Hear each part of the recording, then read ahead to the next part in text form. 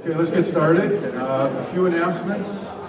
You can see on the screen. Just a reminder that tomorrow at 9:30, right here in your favorite place, we'll all be back together again for a review session. Come ready to ask questions. This is not going to be a lecture at all. I'm going to sit on one of the stools, and the TAs are going to kind of be around helping. We will have microphones in the aisle so that everybody can hear the question. And there are a few students who can't be here at 9:30 tomorrow, so we're going to have it recorded, and we'll quickly put it up on Learning Suite, so you'll be able to hear at least the audio of the review session as you're studying tomorrow afternoon.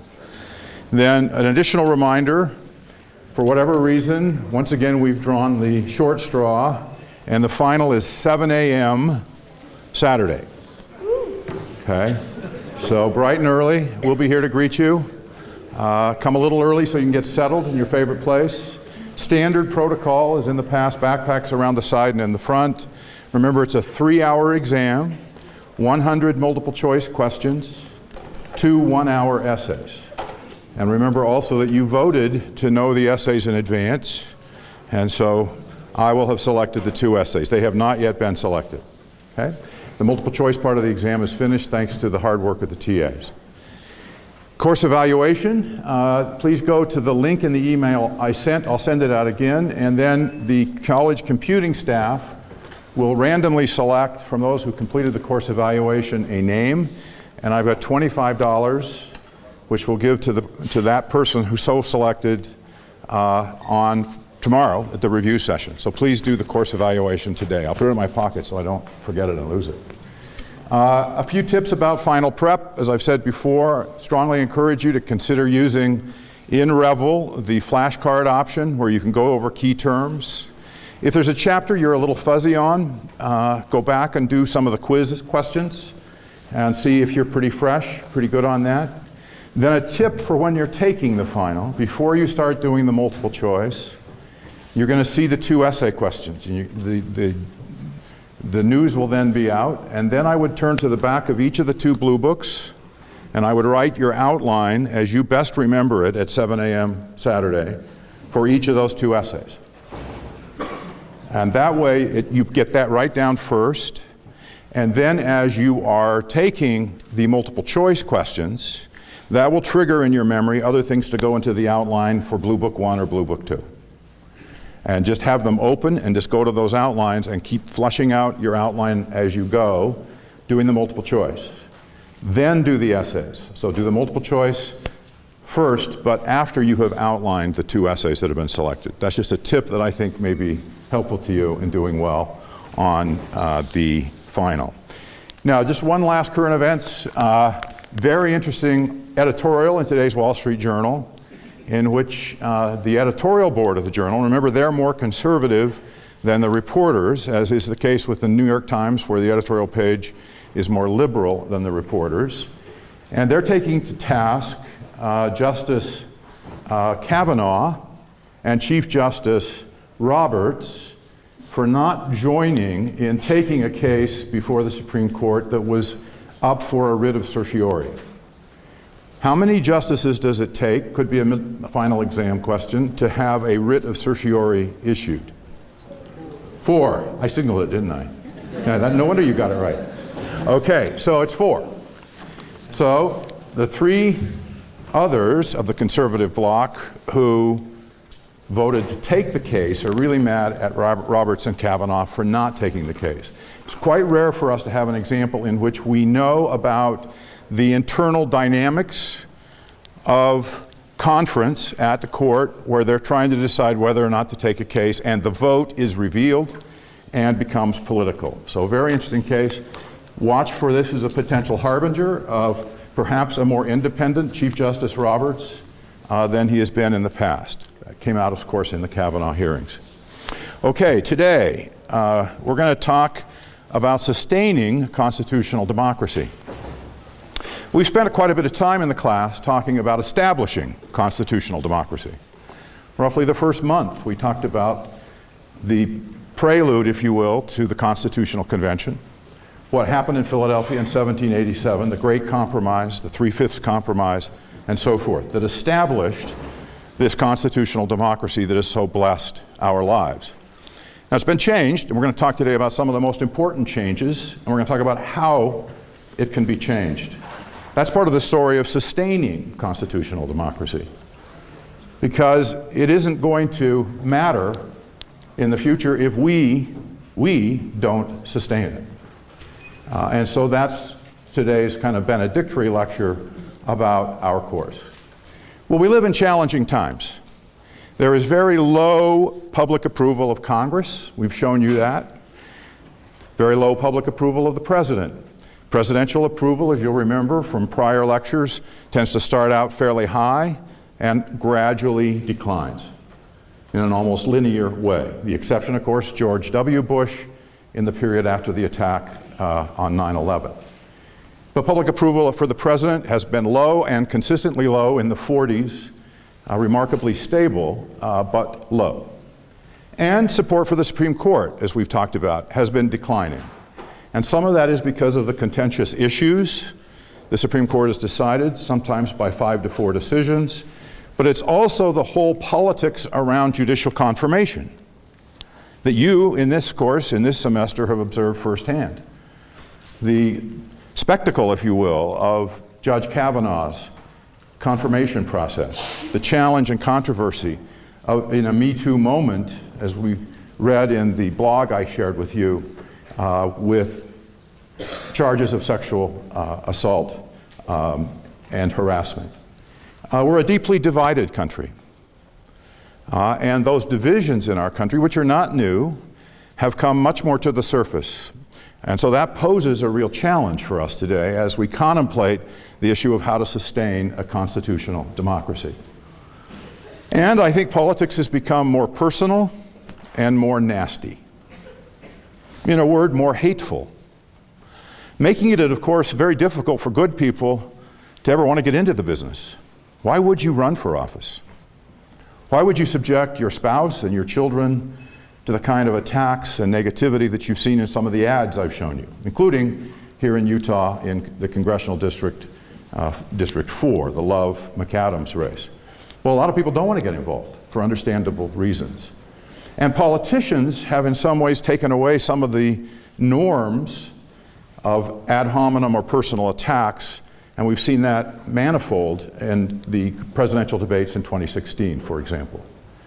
And then there's evidence of hate in our public lives. Really scary evidence of hate. Think of the attack on the synagogue in Pittsburgh, or on the church in Texas, in the small town in Texas.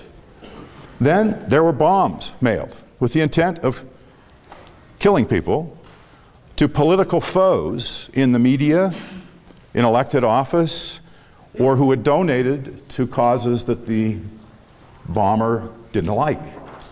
That's taking politics too far, and that is why I think it's important in this period of challenging and difficult times to think deeply and seriously about how we can try and sustain constitutional democracy, because this could spin further out of control. The history of mankind is that this kind of thing does spin out of control. What is going to protect us? Well, I was asked recently by a group, in the context of what I've just been talking about, am I hopeful? And if I'm hopeful, why am I hopeful? And the answer to them and to you is yes, I remain hopeful, but I'm very worried. I worry about the future of our constitutional democracy, and I think sustaining it is going to be a great challenge. Why am I hopeful? First, we are blessed by the structure of American government, which protects liberty and limits the impact of passion and hate. Think back now to the first paper you wrote, Madison, Dahl, Howell, and Moe, about how the Constitution was created, how it has a set of protections, checks and balances, separation of powers, bicameralism, all of which mean that momentary passions, and those are the words they used in 1787 and after in the Federalist Papers, that they were worried about. They were worried about passion. They were worried about hate, although I don't think they used that word. They saw it as more the way that people, men and women, could be riled up in a short-term way, often driven by the most enduring source of faction. What would Madison say that was?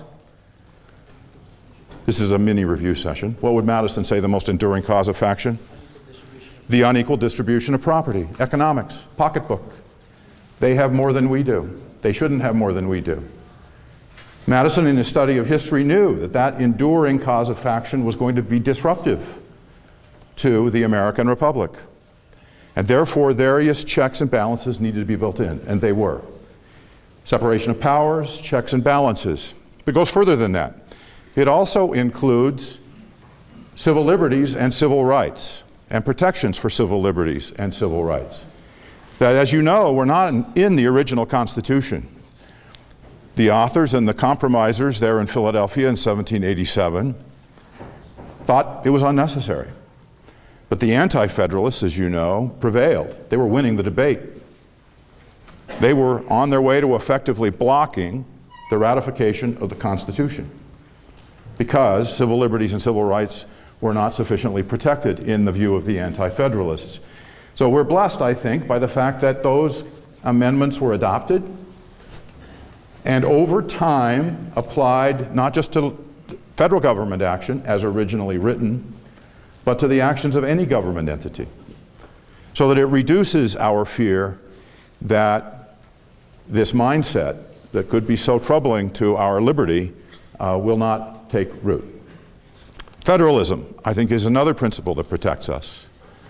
There are and still remain opportunities for experiments in democracy that can happen in states and localities. Not every place has to go the same way. There can be slight changes and differences in how we approach politics. There's some protection in that. There's also some innovation in that, which gives me cause for hope. Now, more broadly, I think we have a free media to thank in part for our constitutional democracy having endured as long as it has, and for hope, in my mind at least, that it can continue. But the media is itself under attack, almost daily. And undermining that faith is the reality of a kind of new media in which people self-select into a media silo that reinforces their point of view, often their biases. So that we end up with people in this polarized country that we've described in the class, not understanding or talking to each other, but getting reinforced in a particular worldview all the time. That is a problematic situation in terms of whether we can bring the country together. And then we have the challenge of social media, which, as I've told you before, is something you understand much better than I do, and you're experiencing. It is a whole new arena in which some of these passions that I'm speaking of can be activated in ways that other people don't see because it's so highly targeted to people who are likely to have a predisposition in a particular way, perhaps a way that is likely to get them to go to Charlottesville, Virginia, as happened, as you know, and ended up in the murder of a young woman, and just this week, the conviction of the driver of that car into the crowd in Charlottesville, a young man about your age. Well, why would he do that? How was he there? And what are the implications of that? To what extent did social media help reinforce that? To what extent did these media silos play a role there? How do we find a way to encourage people to consider alternative points of view? And that's part of what a free media needs to do. Political parties, I think, are really important. Because if we want to avoid challenges to freedom, we need to have electoral competition. We need to have choices, real choices. And that means we need to invest in, support, and volunteer to support parties that reflect our points of view and help them try and win elections. But also realize that at some point it may be entirely appropriate for those parties to compromise with one another. And then we as citizens can and do organize politically ourselves. We don't just do it, we just don't have to rely on somebody else to do it. I'm going to show you some examples of people who have done this. But I want you, as I do that in a moment, to be thinking about other examples that have come out of the course that we've had together, or that you just know of, that you think are examples of this. And we have survived difficult times before. What are some examples of difficult times? Well, clearly, the Civil War was a very difficult time. Lincoln suspends the right to habeas corpus during the Civil War. You don't have to produce the body.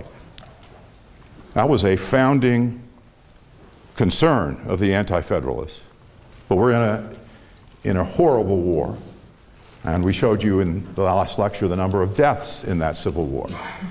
Clearly, the Great Depression was such a challenge. The magnitude of the Great Depression, the amount of property lost, the disruption in people's lives, their having relied on banks as a safe haven for their savings and having that all gone in a moment.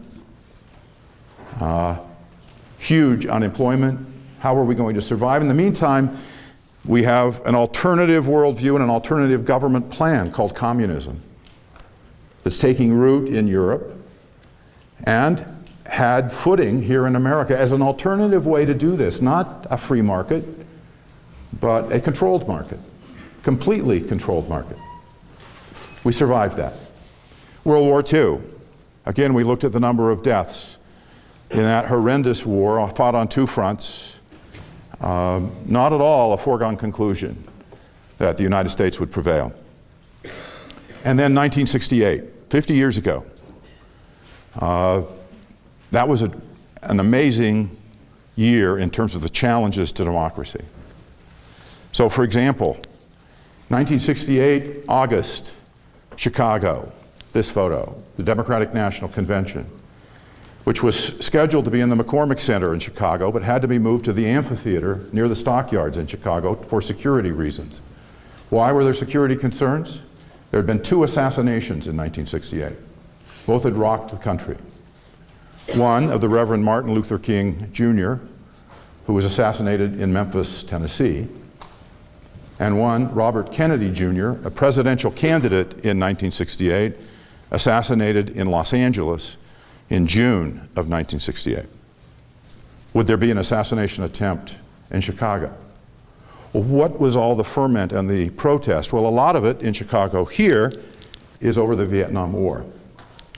In that year, you'll remember, Lyndon Johnson, the incumbent president, decides to withdraw from the race for the presidency after an embarrassing showing in New Hampshire. He didn't lose, he did less well than expected. Then there's an open contest in the Democratic Party, and the anti-war movement has taken root. And thousands gathered in Chicago to protest. And the police responded in a way that exacerbated the sense of division. So in some ways, 68 will be, it's a half century ago. It's the year I graduated from high school. And it's the year, as it turned out, that my best friend Joe Fratto and I went to Chicago as cub reporters for the Deseret News to write about this convention, only to find ourselves literally 2 blocks away from Grant Park and the tear gas. Well, how do we make a difference? How can we have a difference and make an impact? In this lecture, for all the time I've been teaching this class, I have a formula. It's as close as we may get to hard science. And the formula has been actually applied in the later versions of the textbook. You'll see some familiar terms here. My formula has always been that you can have an impact if you have 2 components. One, if you have knowledge of the structure. Knowledge of the structure of American government. And knowledge of the issue in which you want to make a difference. You're going to be very busy people for the rest of your lives. You're going to be involved in your church, your community, your career, your family. You're not going to have time to give 20 or 30 or even 5 hours a week to politics and government, and yet you want to be a good citizen. How can you do that? Well, economics has taught us an important lesson: specialize. Don't try and be involved in every issue. Choose one that's important to you. Could be the environment, could be education, could be women's rights, could be constitutional liberties and religious freedom. You have issues that you care about. And if you don't now have them, you will have them as you live your life, because you'll be confronted with a problem in your community, your state, or your country, or the world, and you'll care about that issue. So that is the specialize part. Choose that issue. but then become knowledgeable about that issue. Read about it. Watch TED Talks about it. Go to meetings about it where other people are getting involved. Find out other people who are also interested in that issue. Network, something that you're very comfortable doing as you're now preparing for the final on Saturday. So specialize and then generate knowledge about the issue you care about, plus participation. You can have all the knowledge in the world about the environment, global warming, women's rights, voter harassment, religious liberty. You can be an expert on it. But if you don't act on your knowledge, then you have no impact. So you have to combine your knowledge and specialization in the structure of the issue you're involved in with actual participation, taking action, as we have it in the book. So knowledge of the structure plus action equals impact. Or, in the way I've formulated it previously, power. Power for you. You won't always win, but you're going to have a much better batting average. Because if you participate but don't know what you're talking about, guess what? Politicians don't pay any attention to you. You're just a crazy. You're passionate, but crazy. Thanks for coming to the hearing tonight. We appreciate your input. Thanks for sending that letter. But if you send a letter, go to the hearing, or make a statement at such an event, and it's clear you know what you're talking about, moreover, you have built a network of other people who also care about this issue and are sending their own individually worded letters, emails, calling and talking to staff, all of a sudden the politician's going to go, whoa, I can't just treat this particular person as a nobody. I sort of pass them off. I have to take it seriously. So I'm going to pay attention to what they say. And my letter back to them, my email back to them, can't just be general because they've raised a set of specific issues within the context of that issue domain. So knowledge and specialization plus participation equals power for you. Well, let's talk about some examples of people who have done just this, okay? The Mayflower Compact. So this is going to be a stroll down memory lane from the course, because as we think about what we've studied together, there are examples in history we can refer to of people who did just what I've described.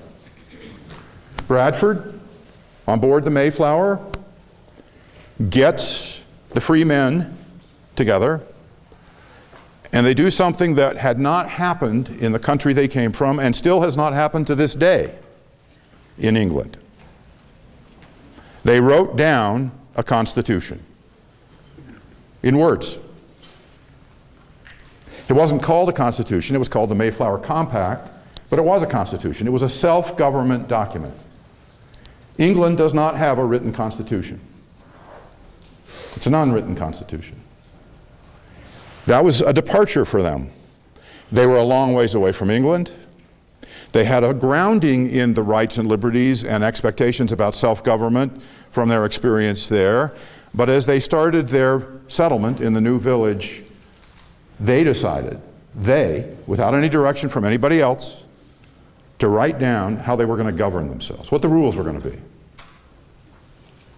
That is an important step forward. And it reflected a knowledge about human nature and the need for such a document, but it also reflected action. And it had, obviously, an impact. James Madison. Maybe more than any other individual that we've talked about this semester, Madison is kind of our prototype political scientist. Why? Because when he shows up in Philadelphia in 1787, he doesn't come empty-handed. He taught all future politicians an important lesson. Go with a plan. The name of the plan, as you know, is the Virginia Plan. And in so doing, he reflected his knowledge of the structure based upon his years of prior study on his father's plantation in Virginia. Incredibly well informed, knowledgeable about history, a sense of the future, very self-interested. Remember how Delaware responds to the Virginia Plan? What do they say? What does Delaware say to that Virginia Plan? Somebody on this side. Yeah. That if it were in place, they would give foreign power to help them take back their country, essentially. Yes, if Madison and his Virginia plan were to prevail, the small states, Delaware specifically, would form foreign alliances. We're going to have war among the colonies that had just fought the Revolutionary War. We're going to have a divided, partitioned East Coast country. It comes down to that. So did Madison always prevail? No. Did he think his plan was best? Of course. It was especially best for the large states like Virginia, for all the reasons we went over, right? All the advantages of much more participation for the representation for the large states, etc. But he compromises. There's a lesson in that as well. As you become active in your issue, as you specialize, then you're going to step into the world of participation. Madison, 1787. You're not going to get everything you want on your issue as you are participating. You, like Madison, will have to compromise. It isn't a dirty word. Why? Because it's the way we work things out. No one gets everything they want in virtually everything we do in life. That's true in politics as well. And Madison gave us a great example of that. Sure, he and the small states come together and they negotiate what we know as the Great Compromise. They split the difference. The House will represent people, the Senate will represent states. Small states are going to have a disproportionate say, therefore, in the Great Compromise. And they still do, as you know, as we've talked about the differences in representation of Wyoming and California in the House and the Senate. Much greater voice for small states in the Senate. Moreover, as we learned as you wrote your papers about the 2018 election, the fact that the terms are staggered means that in 2018 was a very different outcome in the U.S. Senate than it was in the U.S. House, for reasons that you can explain as you did in paper 2. So the Great Compromise is an example of how Madison applied the principle, but then he added a principle: you're going to need to compromise. Washington. I think he goes in the Hall of Fame of people who applied this principle. He could have stayed at home in Mount Vernon. He didn't. It was a long-shot military action, that Revolutionary War. And there were desperate letters, as you know, written to the Continental Congress from Valley Forge saying, help, send money. And because that Continental Congress was more like the United Nations than the United States Congress today, one state could just sort of postpone payment for a long time, and more than one state did. Not only is he great for the way he led that effort, applying his knowledge of military affairs in a military engagement, but in his decision to not become king. So sometimes it's what we don't do that's more important than what we do. And for Washington, I think that's the case. Many would have assumed that human nature, I think Madison might have assumed this when he thought about human nature, right? Would want more power. And Washington was positioned to be in a place at that moment in time where he could have become the king. In fact, George III in England said, I'm sure he will. After all, I'm king and I kind of like it. Why wouldn't this other George do the same thing and create an American dynasty?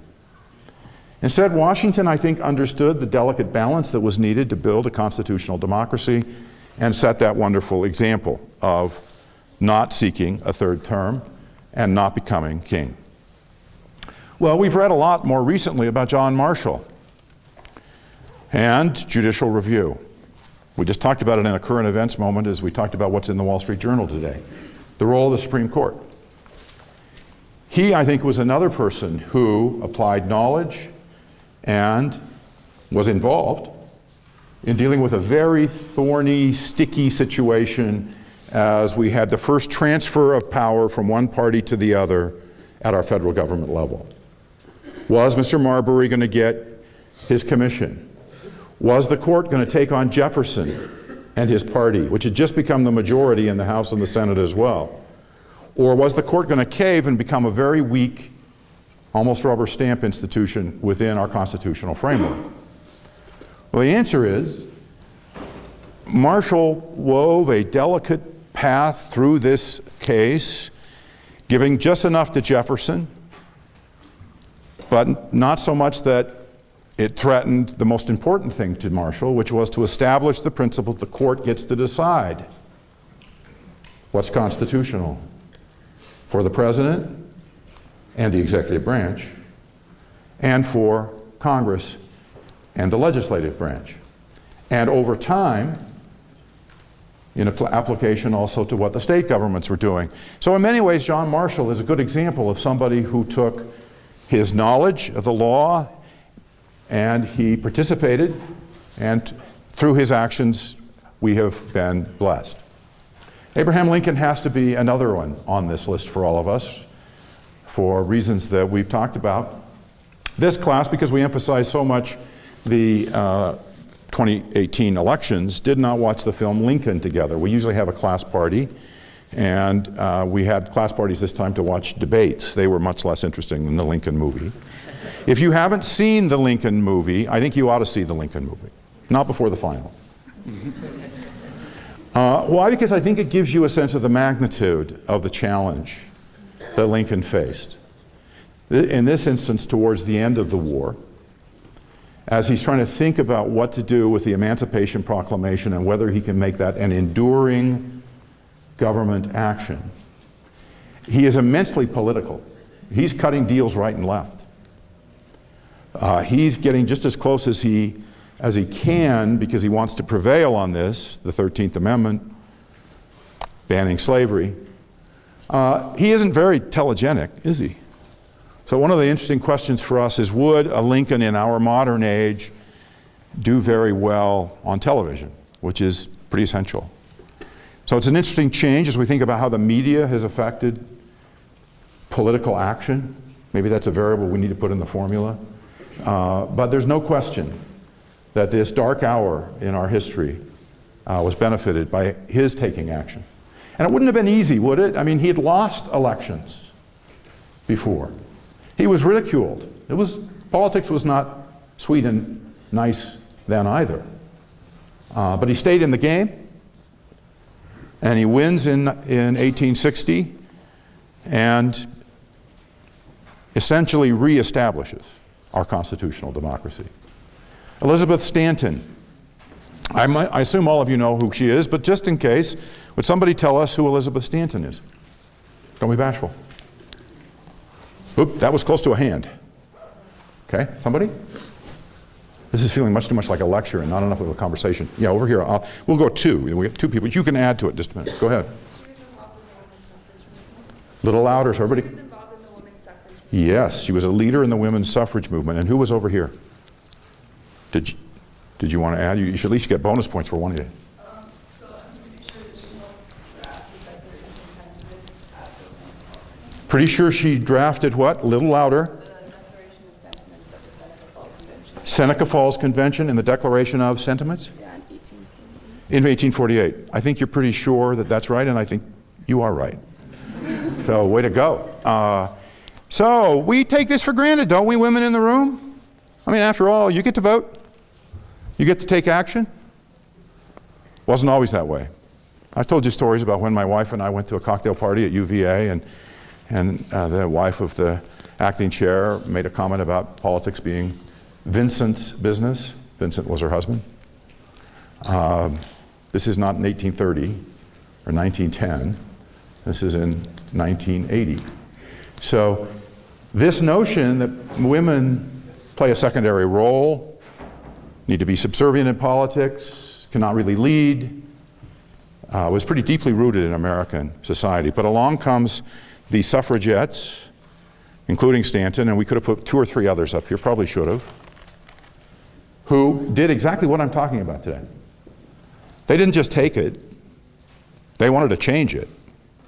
And if they wanted to change it, then they had to follow the formula. Okay?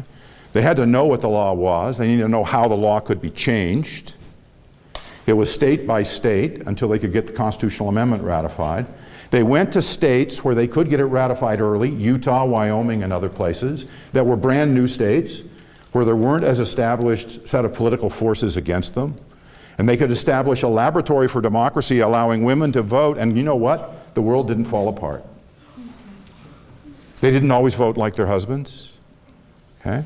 The charge, of course, in Utah is the reason Utah wanted to give women the right to vote was so these men could control all of their polygamous wives. That's how all the votes would come in. That was one of the arguments against giving the right to vote to women in Utah. The right to vote was still given to women in Utah. So Stanton and others like her are a great example of this. She never held elective office, to my knowledge. Many of the others I've shown you did. But she had a huge impact on an issue that mattered to her and others who saw the world the same way, and has mattered since. As you know, a major component of the 2018 election outcome was the female vote. Women now, by substantial numbers, outnumber men among all voters. And that, while not always that way, it's almost certain to continue that way, because there is a sense of increasing efficacy. They can make the change. The progressives. Hiram Johnson, not spelled the Mormon way, I had to double check this, was a face, if you will, for the progressive movement. Progressive movement was important in this country. And if there could have been a cheerleader for the progressive movement, it would have been Robert Dahl, right? Because what the progressive movement said, let the people decide. It was profoundly dubious, or doubtful, I should say, of the power of state legislatures, state regulatory commissions, governors. It assumed they were owned by the wealthy interests, the robber barons. And that the only way to make government accountable and responsible to the people was to give power to the people. And so they set about to accomplish that. They said that the powerful interests controlled the political parties, they controlled the legislatures, the mayors, the city councils. So they established ways around that power control. The first one was the direct primary. Said, you don't control anymore who runs for office, you party elites, you wealthy interests. The voters will. They get to vote for who runs for office. William La Follette in Wisconsin was the leader of that drive. They established something called the initiative and referendum, called the popular referendum, where citizens could petition to put a law on the ballot, and where voters would then decide whether that became the law or not. And in some states, they went so far as to say they could put a constitutional amendment on the ballot without the legislature or the governor having any say. We just had that happen in Utah. It wasn't a constitutional amendment, it was a series of statutory amendments on a set of issues that the legislature had not acted on. Take medicinal marijuana. This had been before the legislature session after session, with people who have been directly affected because children, spouses, parents had illnesses in which medicinal marijuana would be helpful. The legislature had not acted. So a group of citizens came together, wrote a law themselves, and then they gathered enough signatures in what is the most difficult state, I think, now in the country to get an initiative on the ballot, Utah, and then it was voted on. So that's an example of how initiatives can happen. In Utah, it's not constitutional, it's statutory. So it's just happened last week. The state legislature came together and passed an alternative to the initiative, so-called compromise. But the power of agenda setting really came from those citizens. They did the same thing on Medicaid expansion. They did the same thing on a gerrymandering commission. So if I'm sitting in the state legislature of Utah today, I'm going, oops, I don't have so much power anymore. Because a group of citizens out there could write an alternative view to my legislator's view, put it on the ballot, and trump me, no pun intended. Okay. So this is an example of taking action and changing the power dynamics. Hiram Johnson was the governor of California. California in some ways became identified as among the leaders in the progressive movement in the last years of the 1800s and the first 2 decades of the 1900s. They established the direct primary, the direct election of senators. That's why I said Dahl would like this. See, Dahl's really bothered by the unequal representation in the Senate, right? It's unfair, it's undemocratic. And he's right, it is undemocratic. It's an artifact of the Great Compromise. But it was even worse, I think Dahl would say, when they weren't even elected by the people. They were chosen by the state legislature, which Leland Stanford, yes, the founder of that university, who essentially was seen as owning the California government, could decide who California's 2 senators would be. It's a little bit like Bloomberg and Adelson and super PACs in 2018 and 2020, if you want to kind of think of a modern referent. Franklin D. Roosevelt. We talked about the Great Depression. I think he's an example. Here's a man with polio, severely limited, very wealthy. He doesn't have to do this. Not only do you not have to do it, he's entering into politics in a really challenging time, as I said earlier. Not only domestically with the Great Depression, but even more challenging, I think it is fair to argue, in international affairs and foreign relations. Isolationism, which we talked about in class last time, Tuesday, is very much woven into the fabric of the American mindset, especially after World War I. We don't want to go back to war and fight Europe's wars again. There's a strong isolationist sentiment in both parties. Joseph Kennedy, the father of John F. Kennedy and Robert Kennedy, Teddy Kennedy, is a profound isolationist within the Democratic Party, for example. So how's Roosevelt going to navigate that in the pre-war period, as it's becoming increasingly clear that fascism will take over Europe if we don't do something? But there are political barriers to action which limit Roosevelt. Eventually we are able to enter the war with a declaration of war and action, but it's on 2 fronts, an incredible effort. I think he's an example of applying the formula.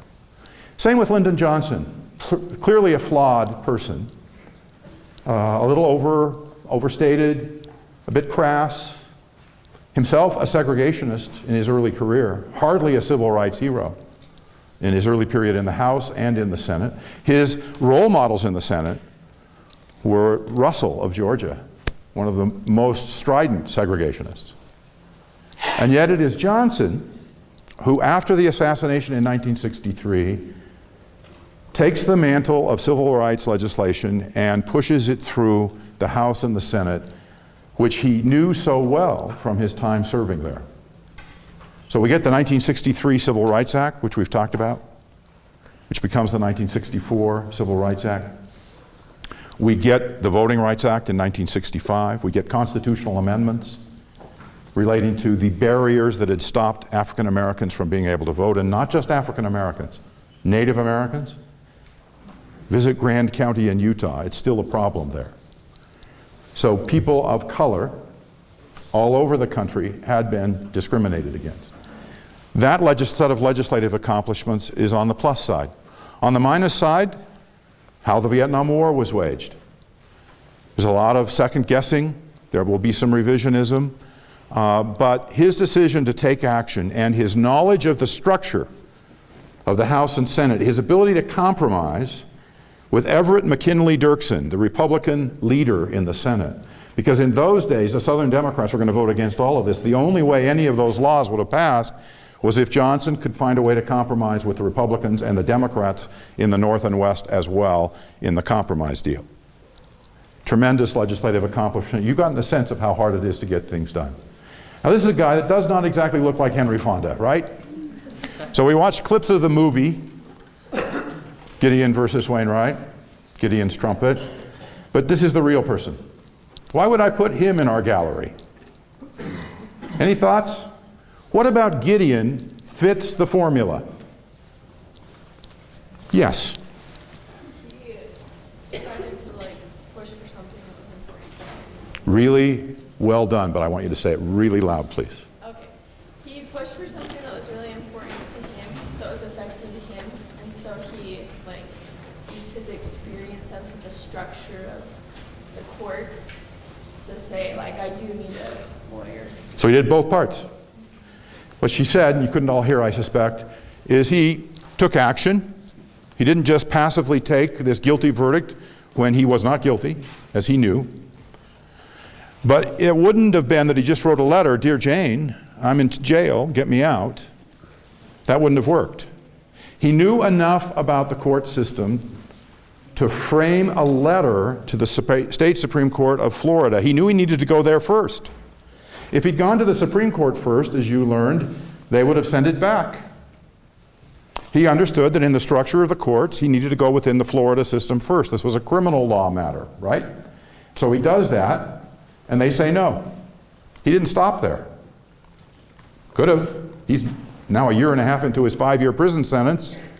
He doesn't. He gets asked for another pad from the warden, gets a pencil, and writes a letter to the United States Supreme Court. And it was important. It's the hearing aid again. You'd think I'd learn to shut this off. He knows enough that all along the way he did the right things to try and enhance his chances. Remember in that trial scene, Gideon says right away, I request an attorney to represent me. I don't want to represent myself. I need a lawyer. And the judge says, under Florida law, you're not entitled to a lawyer. There are no special circumstances. Therefore, I cannot provide you with a lawyer. It was very important that he ask for the lawyer, and that there's in the record that the judge denied it. It's very important, as it turns out, that he didn't claim special circumstances. He doesn't say, I'm blind, or so I can't read any of the documents, or whatever. He says, I think I'm entitled to a lawyer. I want a lawyer. That was a reflection of his having some knowledge of how the court system works. As I said, he doesn't take no for an answer the first time when the Florida Supreme Court says no. He goes to the U.S. Supreme Court. And he doesn't take the ACLU lawyers from New York who were sent down to represent him. He wants Fred Turner to do it. Why? Why did he want Fred Turner to represent him? This is another example of knowledge. Yes, over here, please, loudly. Because he knew that Fred Turner was a local attorney and therefore had more knowledge about the jury and about the judicial proceedings that a lawyer who was not from the area would have known. Great, exactly right. And you saw how Fred Turner made a difference in the challenge of the jury panel, in the questions he asked the leading eyewitness, as the prosecutor does that gesture, and what a difference he's made. Out of this case, Gideon versus Wainwright, 1963, comes a series of other cases, Miranda, Escobedo, and others that we've talked about. So here's one individual who has a sense of what his rights are or should be. That's the knowledge. But he doesn't just sit on the knowledge, he then takes action. He writes the petitions for a writ of certiorari to the United States Supreme Court. And those clerks buried in all of those petitions for cert see his, and it's kind of hard not to read it because it's not typewritten. It's not done by a lawyer. And you know how the story unfolds. Okay, so I think this is a tremendous example of how ordinary people can make a difference. Martin Luther King Jr., the Reverend Martin Luther King Jr., is clearly another example. Now, we could have put several other people up here, as we have talked about and thought about how civil rights for women and men and other minorities, racial minorities and so forth, religious minorities, have been a source of intense conflict. We could have put Rosa Parks up here. What did Rosa Parks do? Anybody? Yes? She refused to give up her seat on the bus. She refused to give up her seat on the bus. What happened as a result? She broke the standard minimum. She broke the law. She was charged with a crime. And that then led to a response from the African American community locally. But more fundamentally, what did it do to the rest of the country? Here's this rather frail, nicely dressed African American woman being treated that way, and other parts of the country weren't aware or maybe fully knowledgeable about the fact that buses were segregated. You're kidding me, right? They would have said. And this lady gets, what? That brings in the power of the media as you take action. By the way, as you've learned in this course, when you're going to go to the city council or the state legislature about your issue, be sure you prepare a press release. If you want to have an impact, use all the tools available to you. Television and print reporting, especially photographic journalism, I believe was a big reason why the civil rights movement achieved the success it did. The rest of the country was in denial. Don't look, don't tell, don't bother me. But then when you saw the fire hoses, the dogs, the kids being taken off of the lunch counter, either on TV or those film clips I showed you, or in those still photography photos I showed you, you couldn't resist the idea that, hey, this is a little troubling here. We could have put up the Little Rock Nine, right? Instead of Martin Luther King. They're much less well known. What did the Little Rock Nine do that applies this formula? They attended a segregated school. They attended the segregated school. 10,000 federal troops have to be called out to get 9 kids into a school. What was hard about taking action for the Little Rock Nine? Somebody on this side. Why was that hard, do you think? Put yourself in their place. Don't be bashful. I know there's lots of visitors here today. Yes? They were facing not only, there were just a lot of, losing the word, but there could have been physical Repercussions? physical harassment, Yeah. emotional, mental, just they were going through a lot to even try to go to school. Yeah, it was gripping, wasn't it, when we saw that clip of the one who got isolated from the other 8? And she's surrounded by officers and Army guys, but she's still having things yelled at her. You can see the anger and the hate in the faces of the people because she is going to integrate a previously all-white high school over the strong objections. And what maybe was most shocking to you, I don't know, what was shocking to me was to see the anger in women's faces. Somehow I assumed segregationists were more male than female. That's sort of a naive view, isn't it? But some of those faces of the women in the crowd were especially jolting to me. Comment here. Yeah, I was going to say as well that it was probably really stressful academically because they're being compared with their grades and how they do in school with all the other, white kids. And so if they do poorly, that's just going to be another argument against the anti. Absolutely. So there's a set of additional pressures that are put on these 9 kids. They're representing not only themselves, but everybody's looking for them to fail, or maybe some people are rooting for them to fail. So you can apply this to sports. I watched University of Texas, El Paso, Texas Western as it was called then, bring an all-black team into an NCAA tournament game. That wasn't easy either. Now we take for granted the integration of college sports these days, but it wasn't always so. Okay. And so this movement that I put Martin Luther King up here for is a reflection of how our constitutional democracy has made fundamental changes in the rights and liberties for people. We looked at Stanton in terms of women's rights, we're looking at King, but it's really so many other people. Not always people who became famous. People who were brave enough to say this isn't right. I want to change this. I'm going to work to change this. You may encounter similar situations, and I think they're models for you here. Jack Anderson, this is one I added today. I asked Elizabeth, who was helping me make sure the lecture was up, that some of the faces I added 10 minutes before class were still here. Jack Anderson is somebody you probably don't know.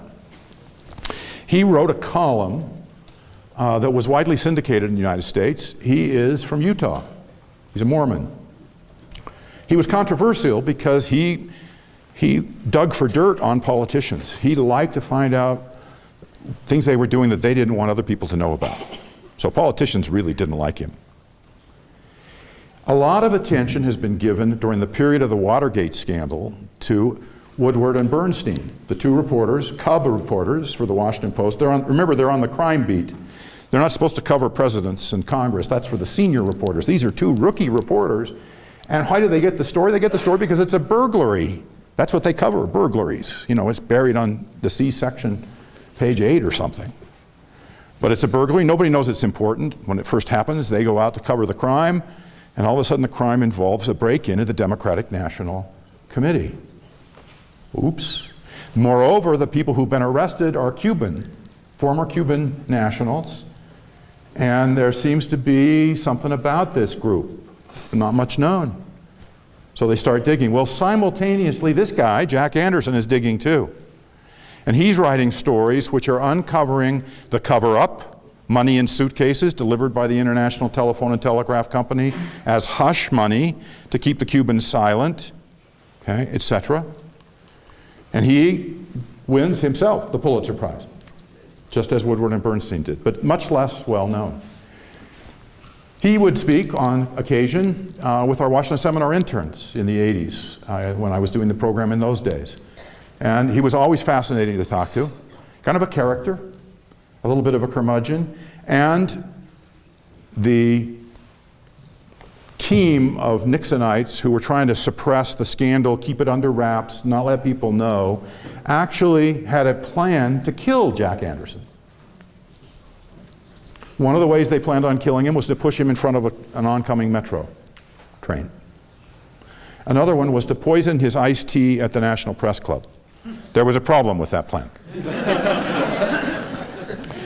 But Anderson later learned about the plan. It's widely documented. He was heroic.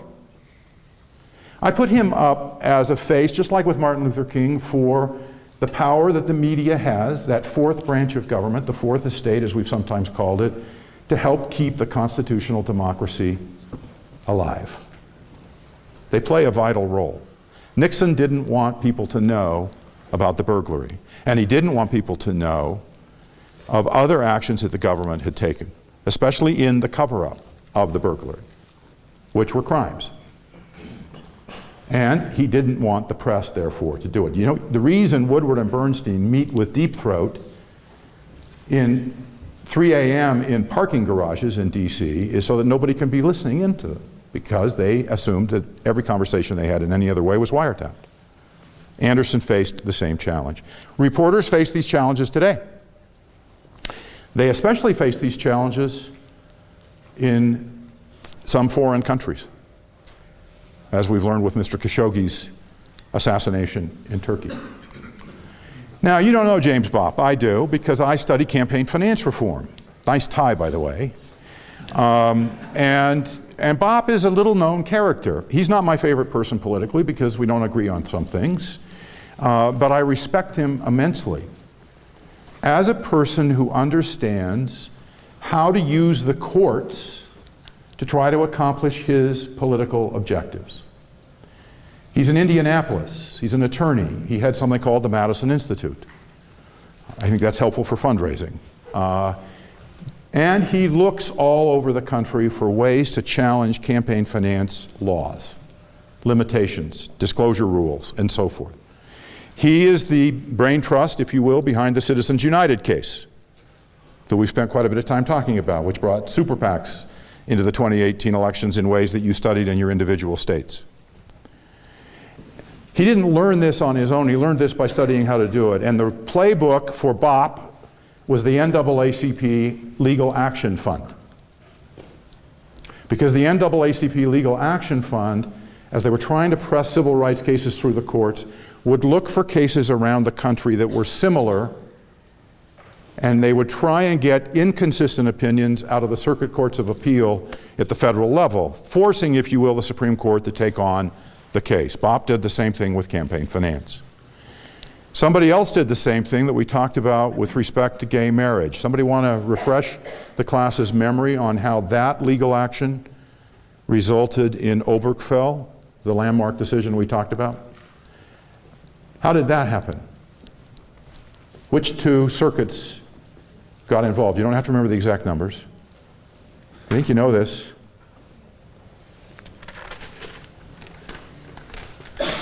There's a hand? Over here, good. What is it, California and Ohio? California and Ohio. California is in which Circuit Court of Appeals? The famous Ninth Circuit Court of Appeals. Trump and other Republicans have often not liked it. It's the most liberal circuit. Yes, a San Francisco case comes up through them, and that decision says gay marriage is permitted. It's constitutional. Utah had a case at the same time, so there were this was a district court decision in Utah. Within a few months in Cincinnati, and I think it's the Fourth Circuit, but I may be wrong, maybe it's the Sixth, don't have my map in front of me, a case comes up in that circuit court, 3 judges rule opposite the Ninth Circuit. That's the NAACP strategy, and that was the Human Rights Campaign strategy. Because when that happens, it's much harder for the Supreme Court to say this is a political question, to exercise judicial restraint, as we've described it as a one of the ways courts sometimes see the world, compared with judicial activism. Rather, the Supreme Court now has inconsistent opinions on a very controversial matter, and at the apex of this system of federal courts is, of course, the Supreme Court. They almost certainly have to decide. That was Bob's strategy. That was the NAACP strategy. That was the Human Rights Campaign, same-sex marriage, pro-same-sex marriage campaign. So you're going to find people like Bob, a lawyer that you would not single out in a crowd, who has made a huge difference in American law by virtue of pushing cases over and over again, testing the limits, moving, trying to see if they can get some wiggle room to their side of the dispute. Now, I think it's also candidates. Anybody who's willing to run for office is showing, I think, a commitment to sustaining constitutional democracy. Not easy. We watched the debate between Jenny Wilson and Mitt Romney. Not a real clear shot for Jenny Wilson against somebody like Romney, right, as we learned, and as you know. But then there are all the races you studied. This is our flow chart. I'm not going to go over all the races. You remember them. You've written about them. But as you've looked at the individual candidates in the races you studied, I hope you gained an appreciation for both candidates, not just the one that you maybe preferred or the one that you predicted would win. What about them impressed you? And I hope at least one thing about them that impressed you is they were willing to do this. They were willing to subject themselves and their families to these hateful, awful, horrible negative ads through the mailers. Remember I told you, as I've advised other candidates, if you're thinking about running for office, you need to do two things. You need to think about what's the worst thing anybody can say about you that has only a small part of the truth, but otherwise is wildly exaggerated. Because that's what's going to happen. And you need to understand that your wife, your children, your extended family are all going to be subjected to those ads a lot if you're a viable candidate. Are you willing to do that? These people were. Then I said the second thing you need to do is you need to sit down with your spouse and you need to say, this is how much I think we can afford to lose of our own money in this race. And no more. No matter what the campaign consultant tells us, the campaign manager, the media guru, if you just take a second mortgage on your house, we can help you win on Thursday. Of course, we don't vote on Thursday. So don't listen to them. Write down, we can afford $50,000. We can afford $25,000. We can afford $100 million in the case of President Trump's initial candidacy announcement. Okay. Well, why do we need government? Government is necessary because men need it to resolve conflicts. That's not a new need. And conflicts can be resolved in ways that are not democratic and not constitutional. They can be resolved at the point of a bayonet. Maybe not for long term. What's aspirational about what we're trying to do is we're trying to do it in peaceful ways to respect rights and liberties of others when we know we're not always going to get our way. And we hope for a reasonable accommodation. I think it is an inspired Constitution. Many of you in this room are of the same faith that I am that believe that the Constitution was inspired. But I think a worthy question to ask yourself is, well, what are some of the elements of it that you think were inspired? I started with that today when I said why I have hope. I think separation of powers and checks and balances and civil liberties and a free media and competitive elections are part of why the Constitution is inspired. But I also think it's inspired because it permitted amendments. Why do I think that's inspired? I think the founders understood we were going to change. They didn't presume to have the answers for all time. They would be a little embarrassed if they were being held to that standard. They wanted to get this thing started. They wanted to have enough viability for it to function. And it did, but it has had to survive all the kinds of challenges we've talked about. And I think the amendment provisions are important to its inspiration. But it also is flexible. It doesn't resolve every issue. It left lots of issues unresolved. Some that we can be quite critical of today. The biggest unresolved issue that tormented this country, and in some ways still does, is slavery. and the after effects of slavery. They simply punted on slavery. And as we've talked about, that's probably a reasonable political calculus for them at the time. But it's meant future generations had to find ways to try and address this problem. That means over time we've enlarged the scope of popular decision making. We're much more democratic, small d, than we were then, than we were at the time of the Civil War. Women weren't voting then. African Americans weren't even citizens until the Emancipation Proclamation and the 13th Amendment. So we've expanded. We've given 18-year-olds the right to vote. You know the list. That's one of the ways that change has come through and within the constitutional framework. That has allowed the universe of people who get to participate in the process to be dramatically expanded. Now I want to end with some words from Hugh B. Brown given at BYU in a commencement address in May of 1968. I started by saying that was a pivotal year in the development of our country because of the assassinations, all the protests, the Vietnam War, and other issues. In the middle of all of that, there's a third-party candidacy growing, with George Corley-Wallace, the governor of Alabama, mounting a presidential campaign.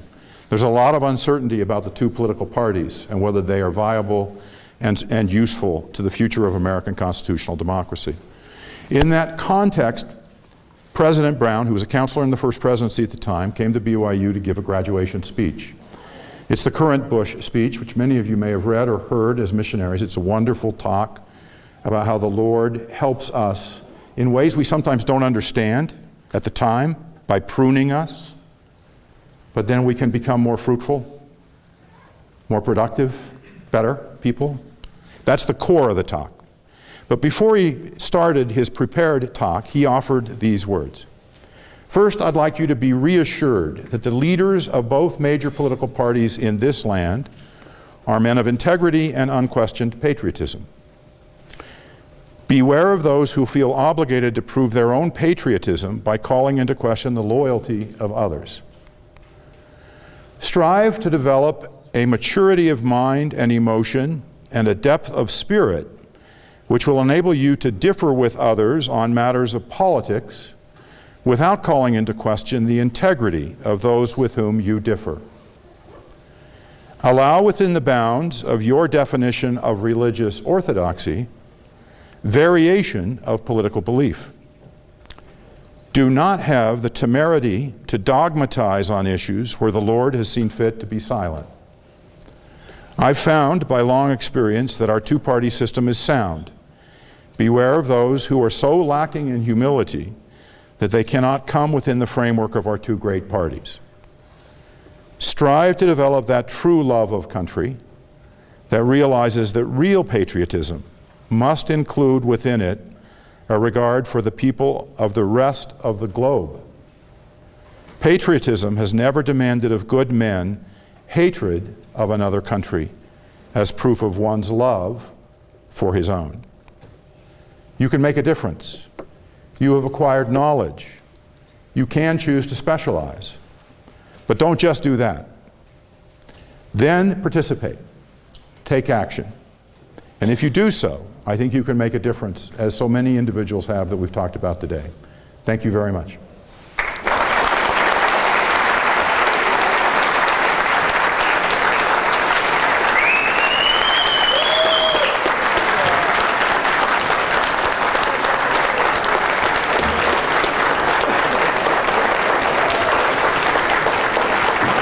What is this?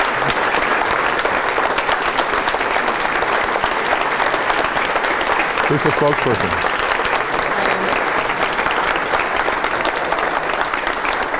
We just wanted to thank Dr. Magleby for all his years of service. He's just been a great person to work for, and we really respect him and admire him. So thank you so much for all you've done for us and for BYU. Thank you very much.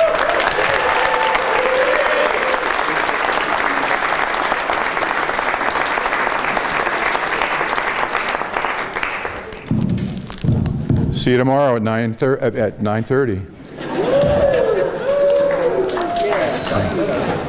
Thank you. I like the bow tie.